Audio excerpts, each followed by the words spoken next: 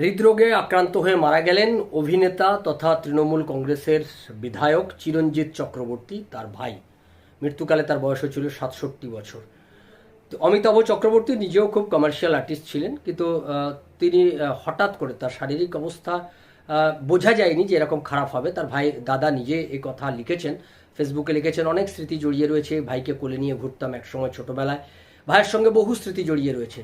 সেই ভাই গোলপার্কের বাড়িতে, যে বাড়িতে তিনি থাকতেন, সেই বাড়িতেই হৃদরোগে আক্রান্ত হয় সকালবেলা হঠাৎ করে। তার আগের দিন রাতে খুবই ভালো ঘুম হয়েছে বলে তার স্ত্রীকে জানিয়েছিলেন, এবং পরবর্তীকালে একজনের সঙ্গে দেখা করার পর তিনি হঠাৎ করে এসে বিছানায় শুয়ে পড়েন। তারপর থেকে আর তাকে নাড়ানো যায়নি। তার স্ত্রী অর্থাৎ চিরঞ্জিতের ভাতৃবধূ তিনি গিয়ে ডাকাডাকি করলেও সাড়া মেলেনি, তিনি চলে গেছিলেন না ফেরার দেশে।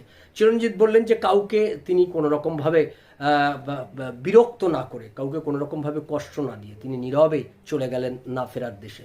সেটা তাকে অনেক যন্ত্রণা দিয়েছে, কষ্ট দিয়েছে। তিনি বলেন অনেকেই হয়তো এই ধরনের মৃত্যু কামনা করেন, কাউকে কোনো রকমভাবে ডিস্টার্ব না করে, কাউকে কোনো রকমভাবে সমস্যায় না ফেলে চলে যাওয়া, এরকম ভাবেন। তিনি খুব মর্মাহত, তিনি খুব দুঃখিত। তার ভাইয়ের এই চলে যাওয়া তাকে কষ্ট দেয়। তার অনেক স্মৃতি তিনি রোমন্থন করেছেন তার ফেসবুক পেজে।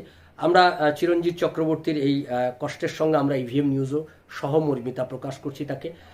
তার এই ভাই হারা, ভাতৃহারা, তিনি বললেন যে ভাইকে একসময় কোলে নিয়েছি, তাকেই এখন কাঁধে নিয়ে যেতে হচ্ছে। এটা বড় কষ্টের, বড় বেদনা।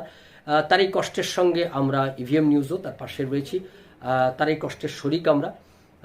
তিনি ভালো মানুষ হিসেবেই আমরা চিরঞ্জিত চক্রবর্তীকে চিনি। এক সময় সিপিএমের দাপুটের নেতা, যাকে ওই যার ডাকে একসময় শাসনে একঘাটে, বাঘে গরুতে একঘাটে জল খেত, সেই রকম সিপিএমের নেতা, যাকে পরবর্তীকালে এলাকা ছাড়া হয়েছে এবং এখন রাজনীতি থেকেই তিনি সন্ন্যাস নিয়েছেন, সেই সিপিএমের নেতাকে একসময় তিনি রক্ষা করেছেন, বারাসাতে দীর্ঘদিন রেখে বাঁচিয়েছেন। মজিদ মাস্টারের কথা বলছি। সেই মজিদ মাস্টারকে তিনি রেখে দিয়েছিলেন দীর্ঘদিন ধরে।